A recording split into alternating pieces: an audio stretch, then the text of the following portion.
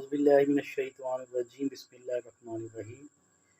آج کل قادیانی فتنہ بڑا زور پکڑ رہا ہے اور ہمارے ارباب اختیار اس حوالے سے کچھ اقدام نہیں کر رہے، بلکہ کچھ پڑھے لکھے حضرات کا یہ خیال ہے کہ ان قادیانیوں کو اقلیت قرار دے دیا جائے تاکہ یہ چھپ چھپ کے جو ہماری صفوں میں کارروائیاں کر رہے ہیں ان پہ نظر رکھی جا سکے اور ان کو روکا جا سکے۔ میں ان کی نیت پہ شک نہیں کرتا، لیکن میں یہ بتانا چاہوں گا کہ یہ اقدام ایک تو غیر شرعی ہے، شریعت اس کی بالکل اجازت نہیں دیتی، دوسرا اس کے جو اثرات ہمارے معاشرے پہ تباہ کن پڑنے والے ہیں اس کا ہمیں اندازہ کوئی نہیں۔ یہ تو خود چاہتے ہیں کہ ہمیں اقلیت قرار دے دیا جائے تاکہ پھر وہ تمام انسینٹیوز، تمام حقوق، تمام رعایتیں ان کو مل سکیں جو ایک اسلامک اسٹیٹ جو ہے وہ غیر مسلموں کو دیتی ہے۔ اس سے ہوگا کیا؟ معاشرے میں یہ آزادانہ طور پہ پھر سکیں گے، یہ اپنی عبادت گاہیں آزادانہ طور پر قائم کر سکیں گے، یہ اپنے جو ان کے بانی ہیں مرزا غلام احمد قادیانی اس کے دن منا سکیں گے، ہمارے ساتھ آزادانہ طور پہ بیٹھ کے ڈیبیٹ کر سکیں گے، ان کو ڈیفینڈ کر سکیں گے۔ اچھا، ان کو اقلیت کیوں قرار نہیں دیا جا سکتا؟ اس کی سب سے بڑی وجہ یہ ہے کہ آپ صلی اللہ علیہ وآلہ وسلم کے دور میں بھی جو یہودی تھے، عیسائی تھے، آپ نے ان کے ساتھ معاہدے کیے، غیر مسلم ہیں، ہندو ہیں، ان کی کتابیں الگ ہیں۔ یہودی جو ہیں وہ تورات پڑھتے ہیں، عیسائی انجیل، بائبل، ایون کہ جو یہ ہندو رگوید، یجروید، اتھروید، ساموید، ان کی اپنی اپنی کتابیں ہیں، لیکن المیہ یہ ہے کہ انہوں نے تو قرآن پڑھنا ہے۔ عام انسان تو بہت جلد بہکے گا ان کی باتوں میں، یہ حدیثوں کے حوالے دیں گے، اور جبکہ ہمارا آج کا مسلمان، آئی ایم سوری ٹو سے، قرآن اور اسلام سے بالکل ہی بے بہرہ ہے۔ وہ تو 2 منٹ میں پھسل جائیں گے، وہ تو ان کی باتیں سن کے کیونکہ انہوں نے مناظرے علماء کرام سے تو بات نہیں کرنی نا، عام لوگوں سے۔ ایک تو وہ غریب غربت کی چکی میں پسا ہوا ہے، پیسہ ان کے پاس، قادیانیوں کے پاس بہت ہے، تو بہت سے لوگ تو ایسے ہی پھسل جائیں گے۔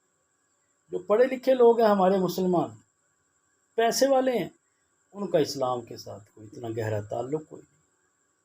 تو معاشرے میں ان کو جب ہم آزادانہ طریقے سے جب اقلیت قرار دے دیں گے تو بڑے ہی بھیانک نتائج برآمد ہو سکے۔ دوسرا، یہ غیر شرعی بھی ہے اور اس کی نص موجود ہے۔ وہ کیسے ہے؟ اس کو تو بالکل ہی اجازت نہیں دی جا سکتی۔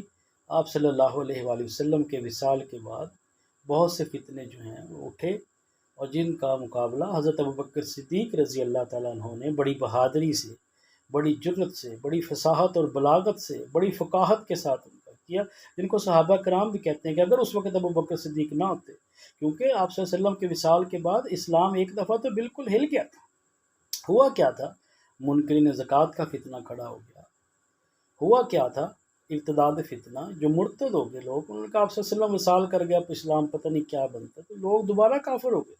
یہ فتنہ بھی تھا۔ جو سب سے بڑا فتنہ، جھوٹے نبیوں کا دعویٰ کرنے والے لوگ کھڑے ہو گئے تھے، اور ان میں سب سے بڑا جو تھا مسلمہ کذاب تھا۔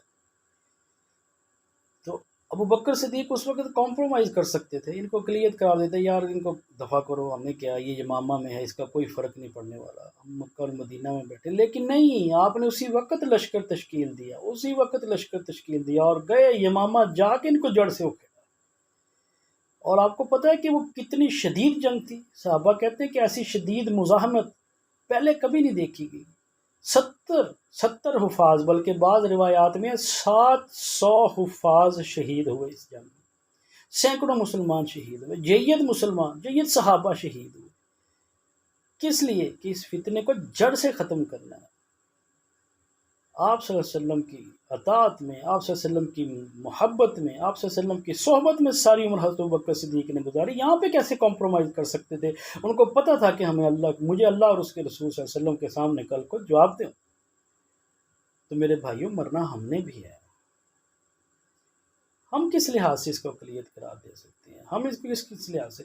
خدا کی قسم، میرے نبی کو بڑی تکلیف ہوتی ہے۔